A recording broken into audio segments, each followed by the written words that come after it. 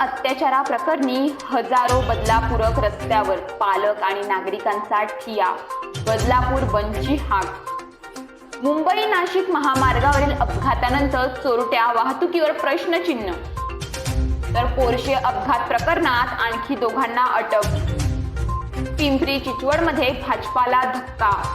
भाजपाचा नेता बांधणार ठाकरे गटाचे शिवबंधन. तर धरणे काठोकाठ, मात्र टँकरवर मदार. पश्चिम महाराष्ट्रातील 1.5 लाखांवर नागरिकांची अद्याप परवड. बदलापुरात स्थानिकांकडून रेल रोको. लोकल व मेल एक्सप्रेसची वाहतूक विस्कळीत.